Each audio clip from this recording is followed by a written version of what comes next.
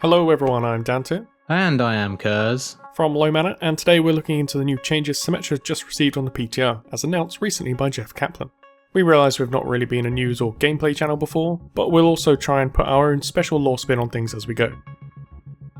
Speaking as someone that played a whole bunch of Symmetra back in the beta, indeed I think I only had more playtime on Zarya back then, I'm aware of how situational she has always been.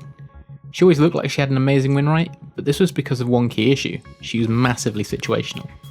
It was very common to see a Symmetra in the early points of maps, be that the first couple of checkpoints for a payload, point A on a capture map, or the payload unlock on a hybrid, and then she'd disappear the further back her team had to retreat. This is entirely due to her hard-light constructs, both the turrets but more importantly the teleporter ultimate, being rendered useless by being pushed back towards spawn. Her only other ability, the Photon shield that granted 25 shield to an ally, also only really felt like a chore, and it was always a pain getting shields and turrets up before a match started. If you were late at picking your character, it was almost impossible. As such, Blizzard have been iterating on her design internally for months now, and it's long been known in the community that these changes were coming. Some thought they'd be alongside Sombra, but that may have been a bit too large a shake-up in one go. The changes are pretty big though, with only her secondary fire surviving completely unchanged. As her ultimate was the main thing that rendered her less useful in the sharp end of a match, Symmetra is now the first character to have a choice of ultimate to deploy.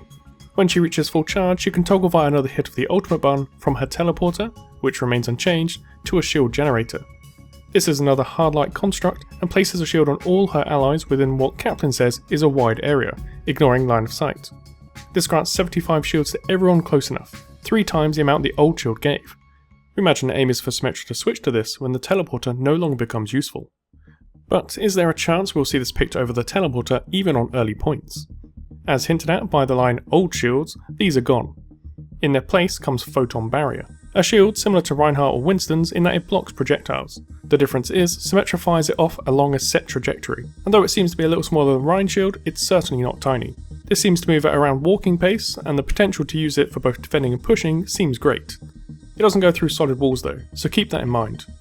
Both this and her shield generator are fantastic thematically, and put us in mind of her abilities we see her adopt in her comic, A Better World.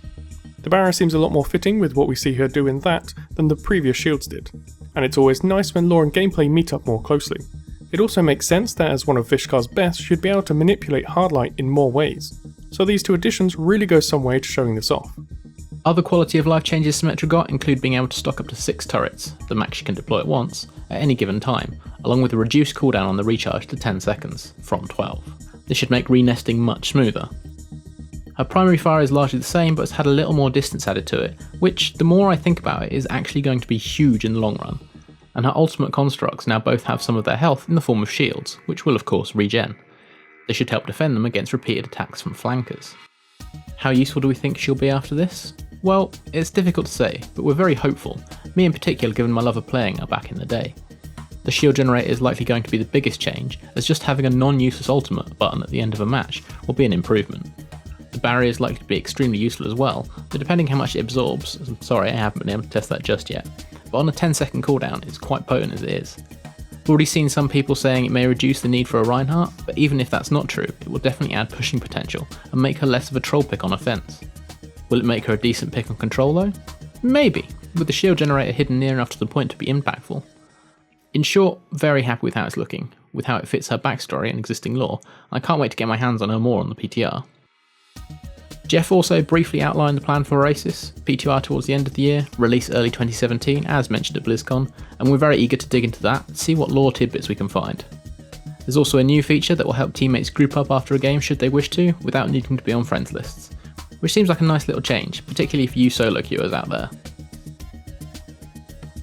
Thanks for watching this video. As we said, this was a little departure from our usual, so all feedback is greatly appreciated. Would you like to see us do more of this current news-based content, or do you visit purely for the lore? Either way, please let us know. If you enjoyed this video, please hit that like button and sub if you want to see more. Until next time, I've been Dante. And I've been Kurz. Thanks for watching.